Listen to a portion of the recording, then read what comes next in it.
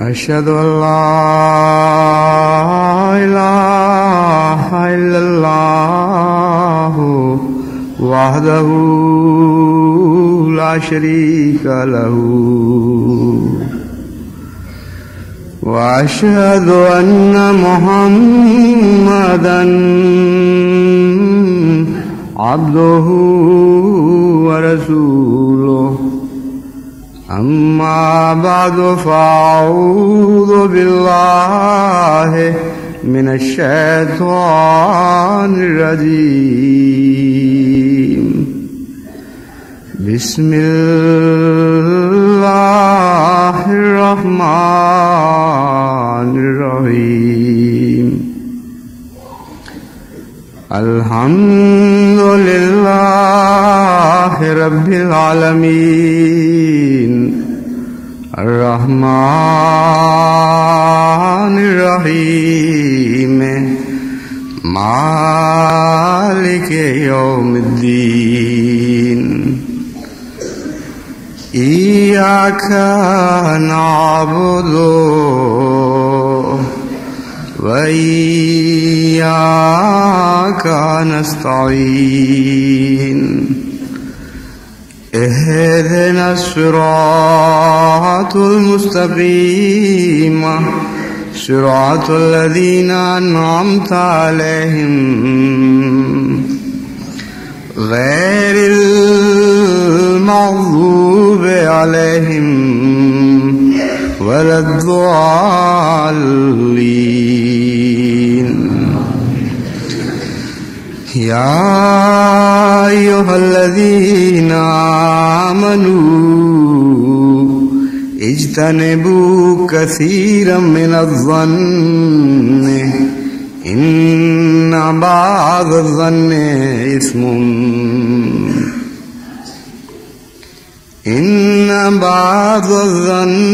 إثم ولا تجسسوا ولا يغتب بعضكم بعضا واتقوا الله إن الله التواب الرحيم ولا تقف ما ليس لك به علم إن السمع والبصر والفؤاد كل أولئك كان عنه مسؤولا۔ خطبے سے پہلے میں یہ بتانا چاہتا ہوں کہ ابھی ایک صاحب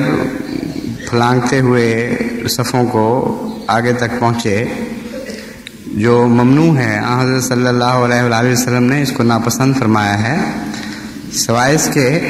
کہ آگے جگہ خالی ہو اور بیچ میں سے بھی جگہیں خالی ہوں، اور ان خالی جگہوں سے انسان گزر کے اگلی صف کو پورا کرے۔ جو پیچھے آنے والے ہیں ان کا یہ حق نہیں ہے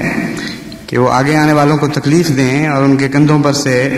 گزرتے ہوئے اور کہیں ٹھوکریں مارتے ہوئے آگے آئیں۔ لیکن دوسرا پہلو جو ہے وہ اور بھی زیادہ قابل فکر ہے کہ منتظمین نے کوئی ایسا انتظام نہیں کیا ہوا کہ اگر کوئی ایسی حرکت کرے تو بیچ میں بیٹھے ہوئے خدام، جن کو معلوم ہو کہ ہمارا یہ کام ہے، یا انصار بغیر آواز کے، بغیر بولے ان کو روک دیں۔ اور یہ بہت اہم بات ہے، ایک منظم جماعت کے لیے ہمیشہ مستعد رہنا چاہیے اور اس قسم کی چھوٹی چھوٹی خامیوں کی طرف توجہ رکھنی چاہیے۔ گزشتہ خطبے میں نے اللہ تعالیٰ کی صفات عفو اور ستار سے متعلق بیان کرتے ہوئے یہ بتایا تھا کہ صفات باری تعالیٰ کا نظام ایک بہت ہی گہرا اور مربوط نظام ہے، اور ہر صفت ایک دوسری صفت سے ملتی ہے اور رفتہ رفتہ ایک صفت دوسری صفت میں تبدیل ہوتی چلی جاتی ہے، اور اس صفت کے ہر کنارے پر ایک اور صفت باری کا تعلق موجود رہتا ہے۔ اس کے برعکس ان صفات کے فقدان سے بعض بدیاں پیدا ہوتی ہیں، اور جس طرح صفات حسنہ کا آپس میں تعلق ہے، اسی طرح ان صفات سیئہ کا بھی آپس میں تعلق ہے۔ صفات باری تعالیٰ اگر کسی جگہ کو چھوڑ دیں تو وہاں ایک خلا پیدا ہوتا ہے، اور وہ خلا بدیوں سے بھرا جاتا ہے، جس طرح روشنی کے فقدان سے تاریکی وہاں پیدا ہو جاتی ہے۔ تو اس لیے اس بات کو پیش نظر رکھتے ہوئے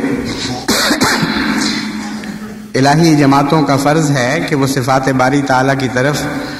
بہت گہری توجہ دیں۔ وہی صفات جب انسان کے سانچوں میں ڈھلتی ہیں تو اخلاق حسنہ بن جاتی ہیں، اور جب وہ انسان ان سے محروم رہنا شروع ہو جاتا ہے تو اخلاق سیئہ ہو جاتے ہیں۔ اس موقع پر میں نے عفو اور ستاری کے برعکس جو صفات سیئہ ہیں ان کو آج کے خطبے کے لیے موضوع بنایا ہے۔ عفو کا مطلب معاف کرنا بھی ہے، لیکن اس کے اصل معنی ہیں ایک چیز کو کلیتاً نظر انداز کر دینا، گویا وہ تھی ہی نہیں، کوئی گویا اس کا وجود ہی نہیں تھا۔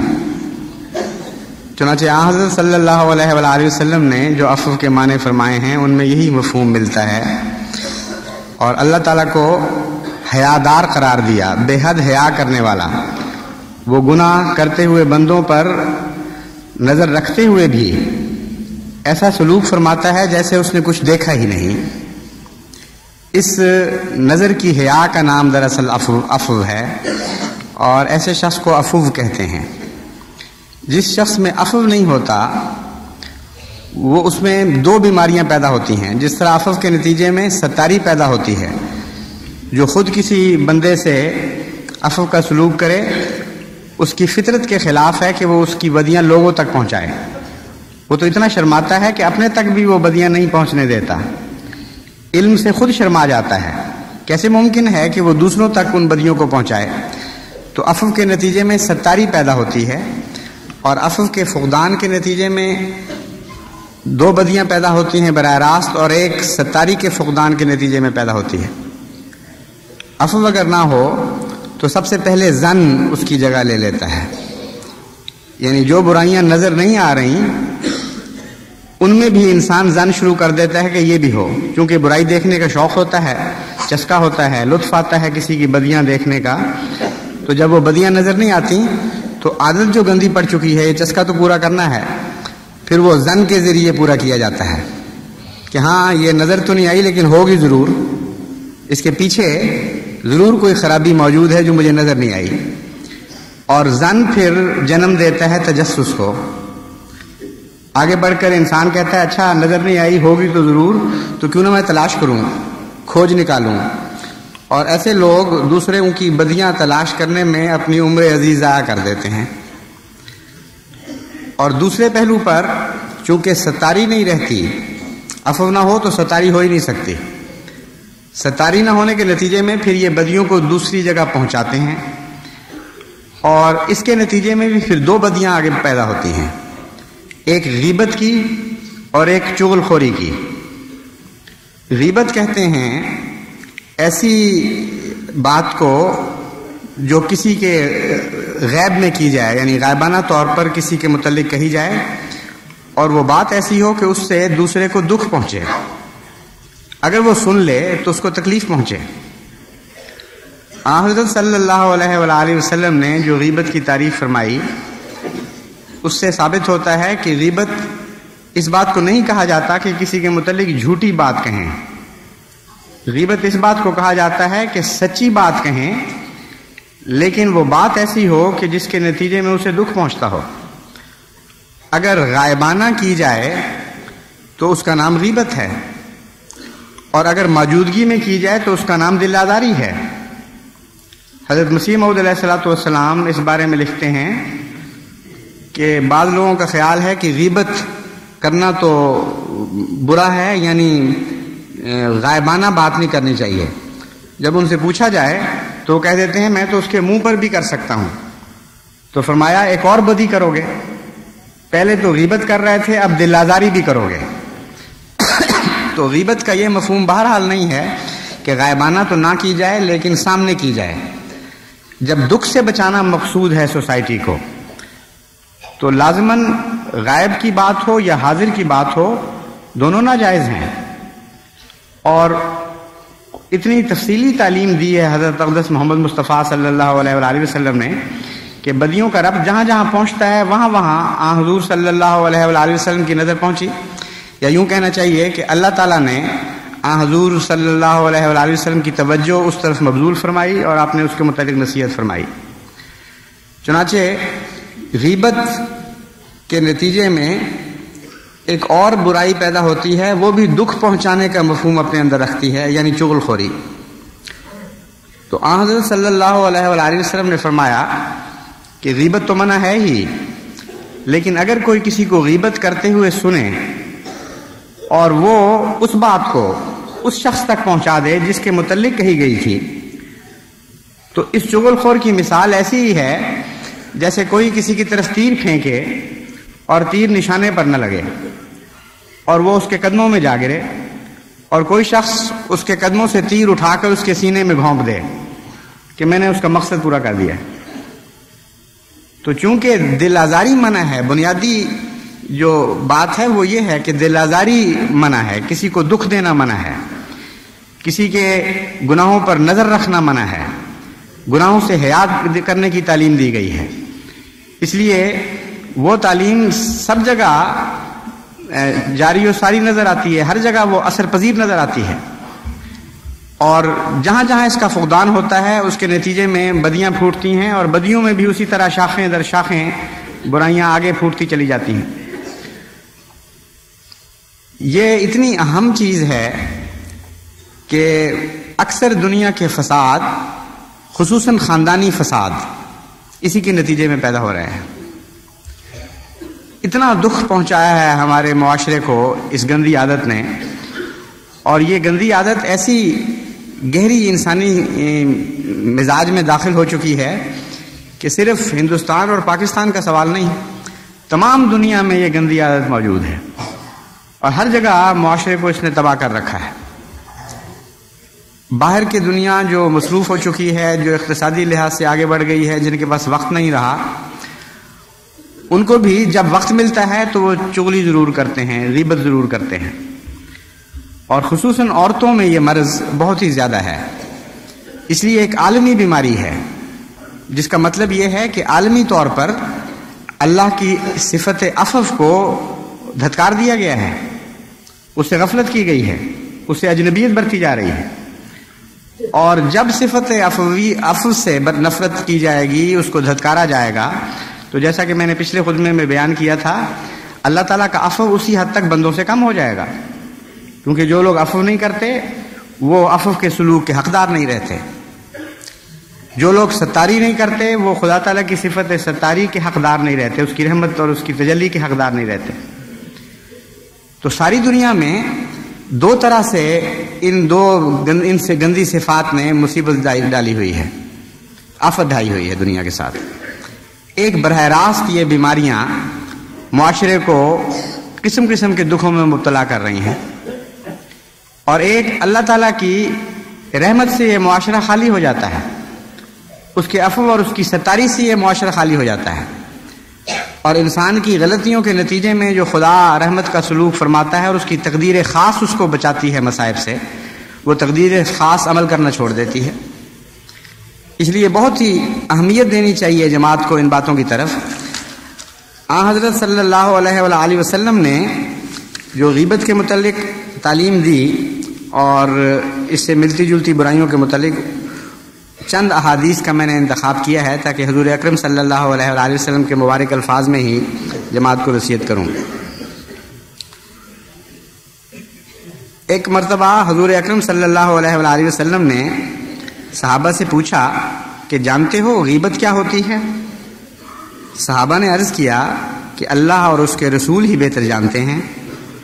فرمایا تو اپنے بھائی کا اس انداز سے ذکر کرے جسے وہ پسند نہیں کرتا. عرض کیا گیا کہ حضور کا کیا خیال ہے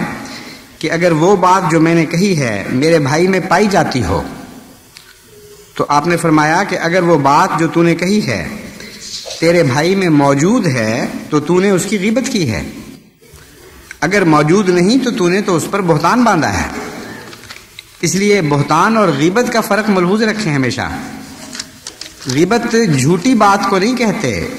غیبت سچی بات کو کہتے ہیں، لیکن وہ سچی بات جو دکھ دینے والی ہو۔ اس ضمن میں بسا اوقات آپس کی بحث کے دوران آپ یہ فکرہ بھی سنیں گے دو لڑنے والوں کے درمیان کہ میں جھوٹ بولوں، جو میں نے سچی بات ہے وہ منہ پہ کہہ دی ہے، میری عادت ہے میں بڑا صاف گو ہوں اور سچی بات منہ پہ مارتا ہوں۔ ایسے صاف گو پر خدا تعالیٰ کے رسول نے لعنت ڈالی ہوئی ہے اور فرمایا ہے کہ خدا تعالیٰ کا عذاب اس کو پکڑ لے گا، اور بڑی سخت تحذیر فرمائی ہے، بڑی سخت اس کے متعلق انذار کی پیشگوئی کی ہے، اور نقشہ کھینچا ہے کہ ایسے صاف گو لوگوں سے قیامت کے دن کیا سلوک ہوگا۔ تو سچ کا یہ مطلب، یہ تصور بالکل جھوٹا اور باطل اور جاہلانہ تصور ہے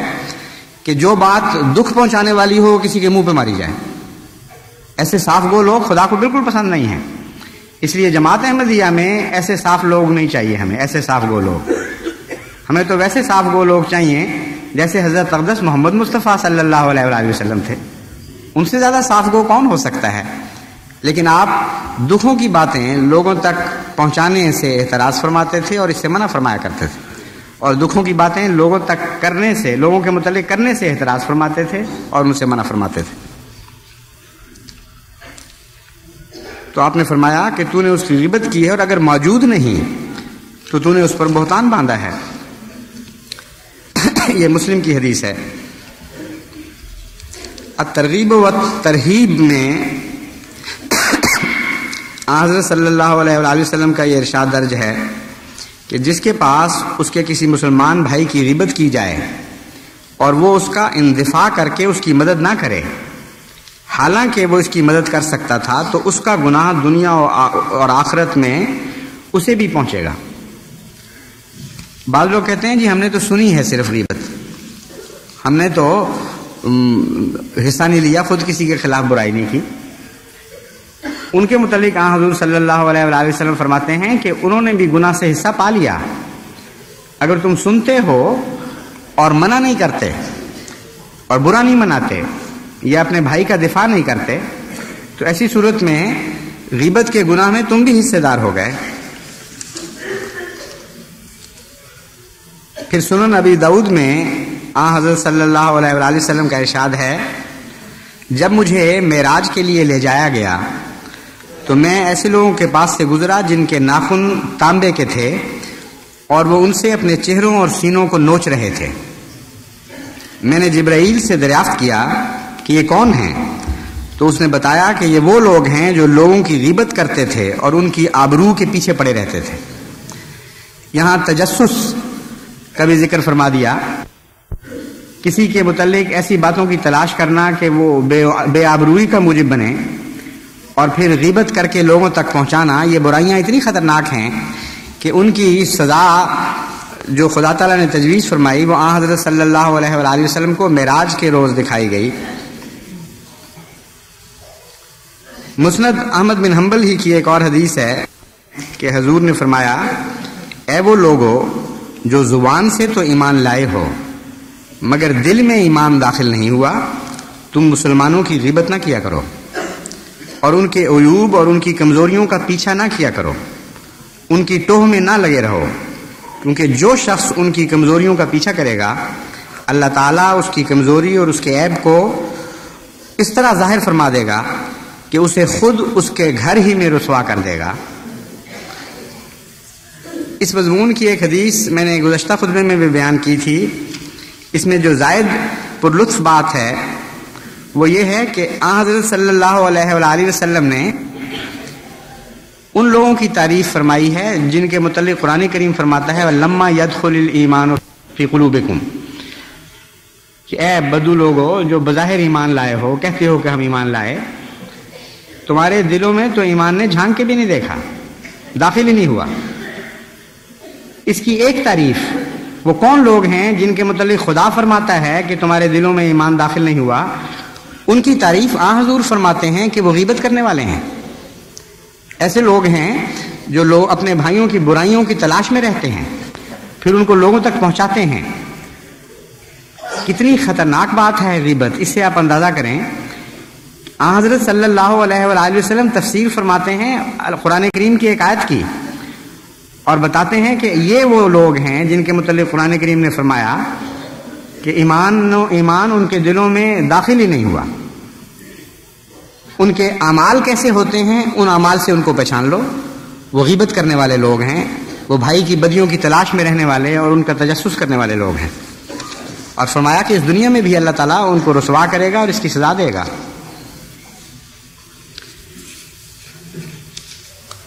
پھر حضور صلی اللہ علیہ وآلہ وسلم نے ایک موقع پر فرمایا، یہ صحیح مسلم کی حدیث ہے، کہ ایک دوسرے سے حسد نہ کرو، ایک دوسرے کی ضد میں قیمتیں نہ بڑھاؤ، ایک دوسرے سے بغض نہ رکھو، ایک دوسرے کی پیٹھ پیچھے برائی نہ بیان کرو، کسی کے سودے پر سودا نہ کرو، ایک دوسرے کے بھائی رہ کر اللہ کے بندے بنو۔ مسلمان کا بھائی ہے، نہ تو وہ اس پر ظلم کرتا ہے، نہ اسے بے یار و مددگار چھوڑتا ہے، نہ اس کی توہین کرتا ہے۔ تقوی کا مقام دل ہے۔ آپ نے سینے کی طرف اشارہ کرتے ہوئے 3 بار فرمایا، انسان کی شر اور اس کی بدبختی کے لیے یہی کافی ہے کہ وہ اپنے بھائی کو حقارت سے دیکھے۔ ہر مسلمان پر حرام ہے کہ وہ کسی مسلمان کا خون بہائے یا اس کا مال ضائع کرے یا اس کی آبرو ریزی کرے۔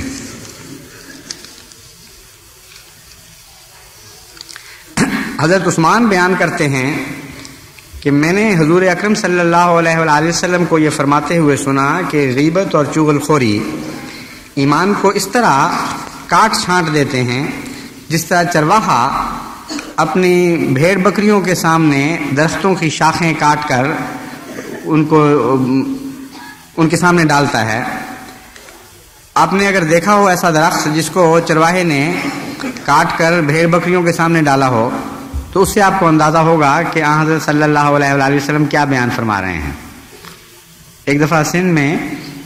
میں اپنے زمین کے دورے پر گیا تو میں حیران رہ گیا دیکھ کر کہ جو ارد گرد باڑوں کے طور پر درخت تھے وہ پہچانے نہیں جاتے تھے، شاخیں بری طرح کٹی ہوئی، عجیب بے رونقی کا عالم تھا، یوں لگتا تھا جیسے کوئی وبال پھر گیا ہے ان کے اوپر۔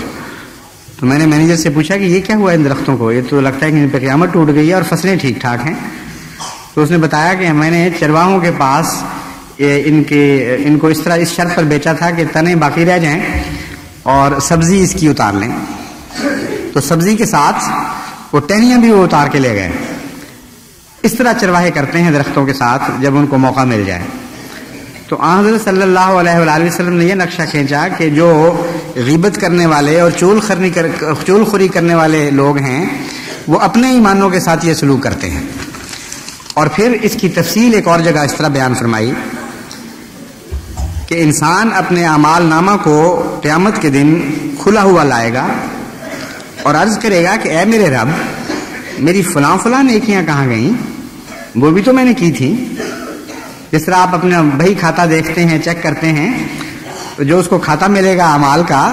وہ اس میں بہت سی اپنی خوبیاں، بہت سی نیکیاں درج شدہ نہیں پائے گا۔ تو اپنے رب سے عرض کرے گا کہ یا اللہ، مجھے تو یاد ہے میں نے یہ بھی کیا تھا، وہ بھی کیا تھا، ان کا تو کوئی ذکر نہیں ہے۔ تو اللہ تعالیٰ اس کا جواب دے گا، وہ تو تیری طرف سے لوگوں کی غیبت کرنے کے نتیجے میں مٹا دی گئی تھی۔ کیسی پیاری مثال دی ہے حضور اکرم صلی اللہ علیہ وآلہ وسلم نے کہ جس طرح چرواہا درختوں کے ساتھ سلوک کرتا ہے بھیڑ بکریوں کو ڈالنے کے لیے، وہی غیبت کرنے والے اپنے ایمانوں کے ساتھ سلوک کرتے ہیں۔ ان میں سبزی اور رونق نہیں رہتی، اگتی تو ہیں شاخیں لیکن وہ کاٹ کر پھینک دی جاتی ہیں۔ اسی طرح اپنے ہاتھ سے یہ لوگ اپنی نیکیوں کو تباہ کر لیتے ہیں۔ پھر حضرت ابن عباس کی مشکات میں یہ روایت درج ہے کہ 2 آدمیوں نے ظہر یا عصر کی نماز ادا کی، وہ دونوں روزہ دار تھے۔ جب حضور نماز ادا فرما چکے تو آپ نے ان دونوں کو مخاطب کر کے فرمایا، اپنا وضو دوبارہ کرو اور نماز پڑھو، اور یہ روزہ بھی پورا کرو اور اس کے عوض ایک اور روزہ بھی رکھو۔ انہوں نے عرض کیا، یا رسول اللہ یہ کیوں؟ فرمایا، تم نے فلاں کی غیبت کی ہے۔ اب جو قیامت کے دن جو خدا سلوک فرمائے گا وہ دنیا میں کس طرح رونما ہو رہا ہوتا ہے واقعہ، اس کا نقشہ حضرت صلی اللہ علیہ وآلہ وسلم نے کھینچ دیا۔ حدیث کے مطالعہ سے پتہ چلتا ہے کہ اتنا مربوط مضمون ہے، اور حدیث کی صحت کے لیے یہ اندرونی گواہی سب سے قوی گواہی ہے کہ حضرت اقدس محمد مصطفیٰ صلی اللہ علیہ وآلہ وسلم کے ارشادات ایک دوسرے کو تقویت دیتے ہیں، ایک دوسرے سے رابطہ رکھتے ہیں، ایک بڑا گہرا مضمون ہے نظم و ضبط کا، اور کسی اور گواہی کی ضرورت نہیں۔ کلام نبوی پہچانا جاتا ہے اپنی شکل صورت سے، اپنی اندرونی اور بیرونی خوبیوں سے۔ تو دیکھیے کس طرح سارا مضمون ایک دوسرے کے ساتھ ملتا چلا جا رہا ہے۔ ایک موقع پر تو حضرت صلی اللہ علیہ وآلہ وسلم نے یہاں تک فرمایا کہ غیبت ذرا سے بھی بری حرکت ہے۔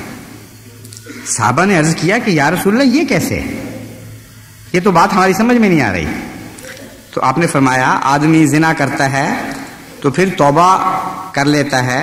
اور اللہ تعالیٰ اس کی توبہ کو قبول فرما لیتا ہے اور اسے بخش بھی دیتا ہے، لیکن غیبت کرنے والے کو نہیں بخشتا جب تک کہ وہ نہ بخشے جس کی غیبت کی گئی ہے۔ یہ پہلو ہے جس پہلو سے غیبت زنا سے بھی بری بن جاتی ہے۔ انسان کا واسطہ صرف رب سے رہے تو اس کو کوئی خوف نہیں ہے، اتنا خوف ایک معنوں میں تو صرف اللہ ہی کا ہے، لیکن وہ رحم کرنے والا اتنا بخشنے والا ہے کہ انسان اپنے رب سے رحم اور بخشش کی بہت زیادہ امید رکھ سکتا ہے بنسبت ایک انسان کے۔ بعض دفعہ بڑے ظالم لوگ ہوتے ہیں، ان کے ہاتھ میں اگر بخشش کا معاملہ چلا جائے تو وہ تو خون چوس جائیں اور کبھی بخشنے کے اوپر آمادہ نہ ہوں۔ اس لیے ان معنوں میں وہ گناہ جن کے بخشنے کا معاملہ انسانوں کے ہاتھ میں چلا جائے وہ بہت برے گناہ ہیں، ان گناہوں کے مقابل پر جن گناہوں کے بخشنے کا معاملہ اللہ کے ہاتھ میں رہتا ہے۔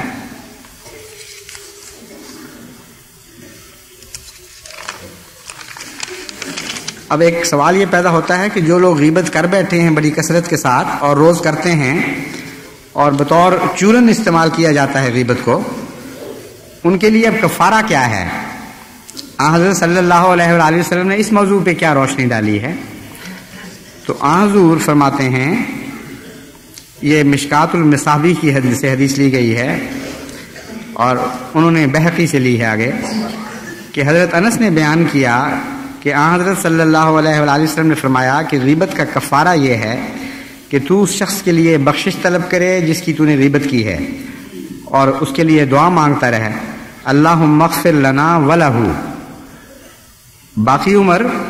اگر غیبت کے بد اثرات سے بچنا ہے تو پھر اس کے لیے دعا کی طرف متوجہ ہوں، اور یہ ایک بہت ہی عمدہ ذریعہ اصلاح ہے، یعنی صرف کفارہ ہی نہیں بلکہ غیبت سے بچنے کی ایک بہت ہی پیاری ترکیب ہے۔ ورنہ جس کو غیبت کا چسکا پڑ چکا ہو اس کا اس سے باز رہنا بہت ہی مشکل کام ہے، لیکن جس شخص کی غیبت آپ کرتے ہیں زیادہ، اس شخص کے لیے اگر دعا شروع کر دیں اور بطور کفارے کے دعا شروع کر دیں تو وہ دعا آپ کی اندرونی کیفیت کو بدل دے گی۔ یہ ممکن ہی نہیں رہے گا آپ کے لیے فطرتاً کہ ایک طرف آپ اس کے لیے دعا کر رہے ہوں اپنی بخشش کی خاطر اور دوسری طرف اس کی غیبت بھی کر رہے ہوں۔ تو ایک بہت ہی پاکیزہ ترکیب ہے جو حضرت اقدس محمد مصطفیٰ صلی اللہ علیہ وآلہ وسلم نے بیان فرمائی، کفارہ بھی ہے اور برائیوں سے بچنے کا ایک علاج بھی ہے۔ آخر پر میں حضرت مسیح موعود علیہ الصلوۃ والسلام کے دو اقتباسات آپ کے سامنے پیش کرتا ہوں۔ حضور فرماتے ہیں، غیبت کرنے والے کی نسبت قرآن کریم میں ہے کہ وہ اپنے مردہ بھائی کا گوشت کھاتا ہے۔ عورتوں میں یہ بیماری بہت ہے، آدھی رات تک بیٹھی غیبت کرتی ہیں اور پھر صبح اٹھ کر وہی کام شروع کر دیتی ہیں، لیکن اس سے بچنا چاہیے۔ وہ جو آیت میں نے شروع میں تلاوت کی تھی، حضرت مسیح موعود علیہ الصلوۃ والسلام نے اس کا خود ترجمہ فرمایا ہے، میں وہ ترجمہ بھی پڑھ کے سنا دوں۔ میں نے وہ جو آیت تلاوت کی تھی وہ یہ تھی، یا ایھا الذین آمنوا اجتنبوا کثیرا من الظن۔ آیت کا ترجمہ حضرت مسیح موعود علیہ الصلوۃ والسلام کے الفاظ میں یہ ہے، بدگمانی کی باتیں مت کرو اور ناعیبوں کو کریت کریت کر پوچھو، ایک دوسرے کا گلہ مت کرو کسی کی نسبت وہ بہتان یا الزام مت لگاؤ جس کا تمہارے پاس کوئی ثبوت نہیں، اور یاد رکھو کہ ہر ایک عضو سے مواخذہ ہوگا اور کان، آنکھ، دل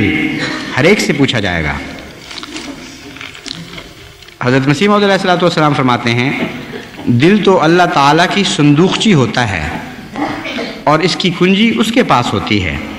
کسی کو کیا خبر کہ اس کے اندر کیا ہے، تو خام خواہ اپنے آپ کو گناہ میں ڈالنا کیا فائدہ۔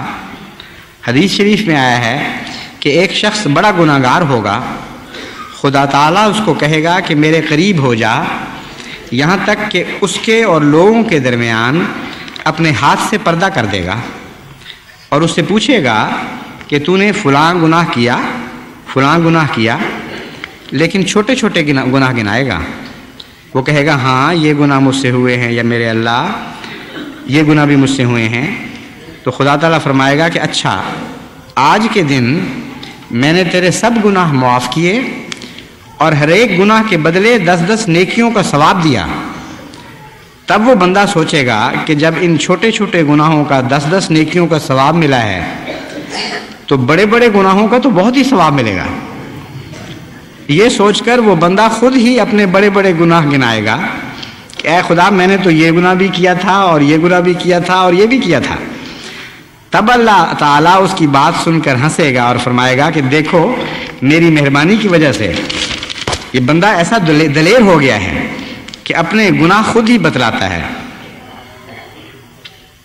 پھر اسے حکم دے گا کہ جا بہشت کے 8 دروازوں میں سے جس سے تیری طبیعت چاہے داخل ہو جا۔ تو کیا خبر ہے کہ خدا تعالیٰ کا اس سے کیا سلوک ہے یا اس کے دل میں کیا ہے، اس لیے غیبت کرنے سے بکلی پرہیز کرنا چاہیے۔ یہ جو حدیث ہے اس سے پہلے ایک اور روایت سے بھی آئی ہے مختلف الفاظ کے ساتھ، اور وہاں بھی آن حضرت صلی اللہ علیہ وآلہ وسلم نے ستاری سے قائم کیا تھا اس کا تعلق۔ فرمایا تھا جو شخص دنیا میں ستاری سے پیش آتا ہے اور لوگوں کے گناہوں کا ذکر نہیں کرتا دوسروں سے اور پردہ پوشی سے کام لیتا ہے، اس کے ساتھ خدا یہ سلوک فرمائے گا۔ ایک اور حدیث میں ایک اور طرح یہی روایت بیان ہوئی ہے، یہی مضمون ایک اور طریق پر بیان ہوا ہے۔ حضرت مسیح موعود علیہ السلام نے وہ مضمون پیش نظر رکھا، اور آخر پر غیبت کا مضمون اس سے باندھا ہے بڑے عجیب طریق پر۔ آپ کا منشاء مبارک یہ ہے کہ اللہ تعالیٰ کا دلوں سے اپنا ایک تعلق اور ایک سلوک ہے، اور وہ دلوں کی اندرونی کیفیات کو جانتا ہے۔ تمہیں بسا اوقات ایک انسان کے گناہ تو نظر آ جاتے ہیں، لیکن تمہیں یہ پتہ نہیں کہ وہ گناہ گار آدمی اپنے دل میں کیا کیا محبتیں اپنے رب سے رکھتا ہے اور کیا کیا عاجزی کرتا ہے، اور کس کس طرح پیار سے اس کی رحمت کے قدم چومتا ہے اور عرض کرتا رہتا ہے کہ اے خدا مجھ سے عفو کا سلوک فرما۔ تو دلوں کے مالک تم نہیں ہو، دلوں کا مالک رب العالمین ہے، جو عفو ہے، جو ستار ہے، جو غفور ہے، جو رحیم ہے۔ وہ بعض دفعہ ایسے گناہ گار لوگوں کے دلوں کے پر نظر رکھتے ہوئے ان کی بعض مخفی خوبیوں پر نگاہ کرتے ہوئے یہ فیصلہ بھی فرما لیتا ہے کہ ان کی نیکیوں ہی کا نہیں، ان کی بدیوں کا بھی میں اجر دوں گا اور اچھا اجر دوں گا، اور تم اپنی بدبختی میں اس کے متعلق بری باتیں کہتے رہتے ہو، برے برے لفظ بولتے رہتے ہو، اس کے متعلق دل آزاری کی کوشش کرتے رہتے ہو۔ تو جس دل پر خدا کی ایسی پیار کی نظر بھی پڑ سکتی ہے، کیوں تم گناہ میں ملوث ہو کر اس دل کے متعلق بری باتیں کہتے ہو؟ یہ ہے معرفت کا نقطہ جس کو حضرت مسیح موعود علیہ السلام نے بیان فرمایا، اگرچہ بظاہر یہ بے جوڑ بات نظر آتی ہے جو سرسری نظر سے اس بات کو دیکھے کہ اس مضمون کا غیبت سے کیا تعلق ہے۔ اس لیے جماعت احمدیہ کو ان باریک باتوں پر نظر رکھنا چاہیے۔ جو خوف سے ڈرنے والے لوگ ہیں ان کے لیے وہ حدیث کافی ہے کہ قیامت کے دن لوگوں سے کیا سلوک ہوگا، اور جو نرمی اور محبت اور پیار سے ماننے والے لوگ ہیں وہ ان باتوں پر نگاہ کریں۔ ہم تو اللہ تعالیٰ کی رحمت کے بھوکے اور اس کے فقیر ہیں، اور کوئی انسان نہیں ہے بڑے سے بڑے اعمال والا بھی جو اللہ تعالیٰ کی رحمت سے مستغنی ہو سکے، اس کی بخشش سے مستغنی ہو سکے۔ اس لیے ان باتوں پر نظر کر کے ہی ان بدیوں سے باز رہنے کی کوشش کریں، ان کو چھوٹا نہ سمجھیں۔ عہد بیت میں بھی یہ بات داخل ہے کہ میں غیبت نہیں کروں گا، میں بدظنی نہیں کروں گا، لیکن کچھ ایسا چسکا ہے، ایسی مصیبت ہے یہ بیماری کہ گھر گھر میں سینے سینے میں داخل ہوئی ہے، اور اتنی عادت ہے خصوصاً عورتوں میں کہ وہ برداشت نہیں ہوتا ان سے کہ کسی کی بھی برائی دیکھیں یا سنیں اور وہ آگے نہ پہنچائیں۔ دیکھ کر پہنچانا بھی بہت بری بات ہے، لیکن سن کر پہنچانا تو افک بھی بن جاتا ہے اور غیبت بھی بن جاتی ہے، اور پھر چسکے پورے کرنے کے لیے وہ پھر زن بھی کرتی ہیں اور من گھڑت باتیں بنا کر بہتان میں بھی داخل ہو جاتی ہیں، اور یہ بیماری مردوں میں بھی آتی ہے، اور اس کے نتیجے میں ہمارے معاشرے کا بہت برا حال ہے۔ اور جیسا کہ میں نے بیان کیا ہے، قرآن کریم سے ثابت ہے کہ یہ بیماریاں قومی شکلیں بھی اختیار کریں گی، اور جب یہ قومی شکلیں اختیار کر جائیں گی اور قوموں کے تعلقات میں داخل ہو جائیں گی تو پھر انسان کی ہلاکت کا سامان کیا جائے گا، اور تمام دنیا میں نہایت ہی ہولناک آلات کے ساتھ جنگ لڑی جائے گی جو خوفناک آگ کی شکل میں دنیا پر لپکے گی اور دنیا کو تباہ و برباد کر دے گی۔ اور اس بد انجام کا تعلق اللہ تعالیٰ نے غیبت اور چغل خوری اور دل آزاری کے ساتھ رکھ دیا ہے۔ تو اس لیے کوئی معمولی بات نہ اس کو سمجھیں کہ کیا فرق پڑتا ہے، ذرا تھوڑا سا لطف اٹھا لیا چند باتیں کسی کے متعلق کہہ کر۔ یہ انفرادی بیماریاں قومی بن جاتی ہیں، معاشرتی بن جاتی ہیں، پھر آگے پھیل کر بین الاقوامی تعلقات میں داخل ہو جاتی ہیں، جیسا کہ اب ہو چکی ہیں، اور اس کے نتیجے میں اللہ تعالیٰ فرماتا ہے کہ پھر وہ ایٹم بم ایجاد ہوگا، جس کے متعلق ایک پوری صورت موجود ہے قرآن کریم میں، مختصر لیکن بڑی تفصیل سے اس کا ذکر کرنے والی۔ تو اس لیے آپ کو بہت ہی مضبوط ارادے کے ساتھ اور قوی فیصلے کے ساتھ ان بدیوں کے خلاف جہاد کرنا چاہیے۔ شروع میں بہت تکلیف ہوگی، کیونکہ عادت گندی سے گندی چیز کی بھی ہو، جب وہ عادت پوری نہ ہو تو انسان کو تکلیف پہنچتی ہے۔ آپ حیران ہوتے ہیں یہ افیمیوں کو کیا ہو گیا ہے، کیا بےہودہ سی چیز ہے، کڑوی گندی مکروہ سی چیز، اور آتے ہیں اس کے نتیجے میں بگڑنے والی، لیکن مرتے جاتے ہیں افیم کے بغیر۔ تو عادت کسی چیز کی ہو، گندی سے گندی چیز کی بھی ہو، جب وہ عادت چھٹتی ہے تو بڑا تکلیف کا زمانہ ہوتا ہے۔ اس لیے میں جانتا ہوں کہ تکلیف ہوگی سب کو شروع میں، لیکن اس تکلیف کا علاج آن حضرت صلی اللہ علیہ وآلہ وسلم نے بیان فرما دیا ہے۔ جب غیبت کو دل چاہے تو اپنے بھائیوں کی برائی کرنے کی بجائے ان کے لیے دعا کیا کریں، اور دعا ایک لذت بخشے گی آپ کو۔ اس دعا کے نتیجے میں آپ کے اندر عظمت کردار پیدا ہوگی، آپ کے دل کو تسکین حاصل ہوگی، اور چونکہ خلا نہیں رہ سکتا، صرف بدی کو دور کرنا کوئی حقیقت نہیں رکھتا، اس لیے حضرت اقدس محمد مصطفیٰ صلی اللہ علیہ وآلہ وسلم کے فرمان کے مطابق دعاؤں کے ذریعے ان بدیوں کو دور کریں، اور ان بھائیوں کے لیے دعا کے ذریعے بدیوں کو دور کریں جن بھائیوں کو آپ کی زبانیں اور آپ کے زن نقصان پہنچاتے ہیں۔ اللہ تعالیٰ رحم فرمائے۔ میں نے تو یہاں تک دیکھا ہے کہ جس شخص کے ہاتھ پر یہ بیعت کی جاتی ہے کہ میں بدزنی نہیں کروں گا، میں غیبت نہیں کروں گا، بہت سے بدقسمت اس شخص کو بھی بدزنی اور غیبت سے الگ نہیں رکھتے، چھوٹی چھوٹی آزمائشوں میں پڑھ کر بھی بدزنی شروع کر دیتے ہیں۔ کوئی مقدمے کا فیصلہ ہو تو کہنے لگ جاتے ہیں کہ اس نے یک طرفہ بات سنی ہے، اس لیے یہ فیصلہ ہمارے خلاف دے دیا، فلاں خاندان سے تعلقات تھے اس لیے اس نے ہمارے خلاف یہ فیصلہ دے دیا۔ تو یہ ایسی بلا ہے بدزنی کہ جس ہاتھ پر بیعت کی جاتی ہے کہ ہم بدزنی نہیں کریں گے اور غیبت نہیں کریں گے، اسی ہاتھ کو بدزنی کے چاقوں سے کاٹا جاتا ہے۔ تو اس لیے بہت مستعد ہونے کی ضرورت ہے اور بہت دعاؤں کی ضرورت ہے۔ ایک مہم کا عالمی سطح پر جماعت کو آغاز کر دینا چاہیے کہ ہم غیبت نہیں کریں گے اور بدزنی نہیں کریں گے اور تجسس نہیں کریں گے۔ اللہ تعالی ہمیں اس کی توفیق عطا فرمائے۔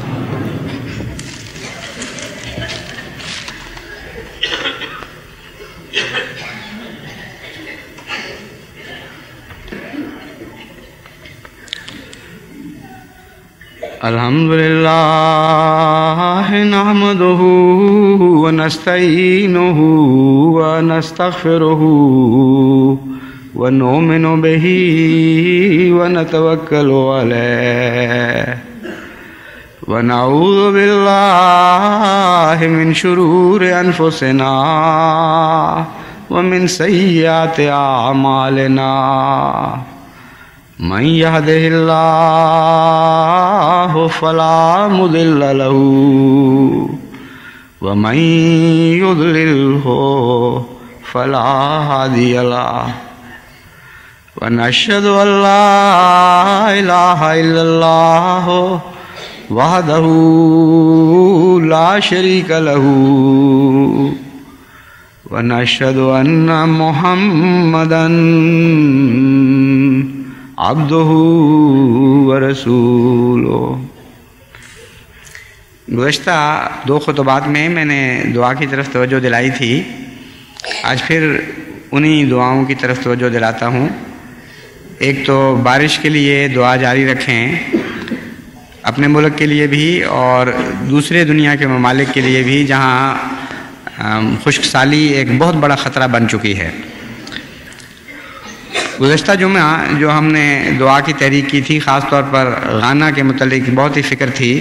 وہاں جماعتیں بھی بڑی تعداد میں ہیں اور بڑے دردناک واقعات وہاں سے مل رہے تھے۔ تو اللہ تعالیٰ نے یہ فضل فرمایا کہ اتوار کو غانا سے چلی ہوئی تار موصول ہوئی کہ اللہ تعالیٰ نے بڑی وسیع بارش فرمائی ہے ملک میں،